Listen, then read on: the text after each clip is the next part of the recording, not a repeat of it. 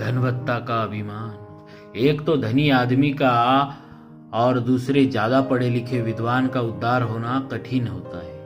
धनी आदमी के धन का और विद्वान के विद्या का अभिमान आ जाता है। अभिमान सब तरह से नुकसान करने वाला होता है। श्री गोस्वामी जी महाराज ने भी कहा है, संस्कृत मूल सूल प्रदनाना सकल शोक दायक अभिमाना। मानस उत्तरकांड 74:6। जन्म मरण का मूल कारण अभिमान ही है। नाना सूल प्रद एक तरह की सूल नहीं, तरह तरह की आफत अभिमान से होती है। धन का एवं विद्या का अभिमान होने पर मनुष्य किसी को गिनता नहीं। धन आने पर वह सोचता है कि बड़े बड़े पंडित एवं महात्मा हमारे यहाँ आते हैं और भिक्षा ले जाते हैं। यह गर्मी उनके चढ़ जाती है जो भगवान की भक्ति नहीं जागृत होने देती। हृदय कठोर हो जाता है। वैसे यह कोई नियम नहीं है, पर प्रायः ऐसी बात देखने में आती है। एक कवि ने विचित्र बात कही, अंदरमा संबंध ते होत न अचरज कोय, कमल नयन नारायण हु रहे सर्प में सोय। लक्ष्मी जी के संबंध से मनुष्य अंधा हो जाए, इसमें कोई आश्चर्य नहीं। भगवान पुंडरीकाक्ष की कमल के समान बड़ी बड़ी आंखें हैं। ऐसी आंखों वाले भी जाकर सर्प पर सो गए। आंखें जिसकी हो वह सांप पर पैर भी नहीं रखता, और भगवान जाकर सो गए सर्प पर। क्या कारण? लक्ष्मी का संबंध है। लक्ष्मी के संबंध से बड़ी बड़ी आंखों वाले भी अंधे हो जाते हैं।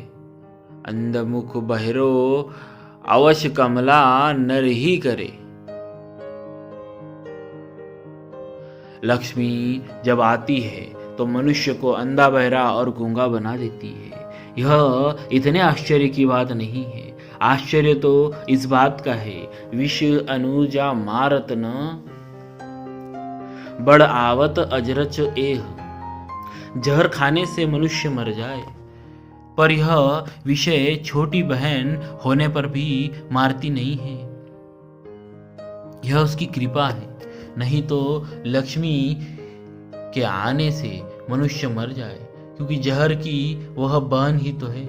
धन के अभिमान के विषय में कवि ने विचित्र बात कही, जब आदमी बड़ा हो जाता है तो वह किसी से कुछ सुनता नहीं, उसको दिखता नहीं और वह गूंगा हो जाता है। उसकी 6 प्रकार की मेघ लग जाती है। 2 मेघ कान में लगती है, जिससे शब्द सुनाई नहीं देता। कोई पुकार करे कि अन्नदाता हमारे अमुक आफत आ गई, आप कृपा करो, हमारे ऐसा बड़ा दुख है। कान से बात सुनने में आनी चाहिए ना, परंतु वह सुनवाई करता ही नहीं। कान में मेघ लग गई, अब सुने कहाँ से। ऐसे ही 2 और मेघ आंखों में लगने से सबल निर्बल नहीं बूझे। दे दो दंड, इसको जुर्माना लगा दो इसका।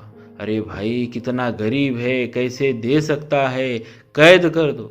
एकमात्र कहते क्या जोर आया। एक मेघ मुखमाय विपत्ति किनरी नहीं बूझे। दुखी हो कि सुखी, क्या हो, तुम्हारी दशा कैसी है, तुम्हारे कोई तकलीफ तो नहीं है। ऐसी बात पूछता ही नहीं। ये मेखे खुल जाती है सरल भय संसार में, तब वह सीधा सरल हो जाता है। जय जय श्री नाम महाराज की जय। श्री भक्तवत्सल भगवान की जय।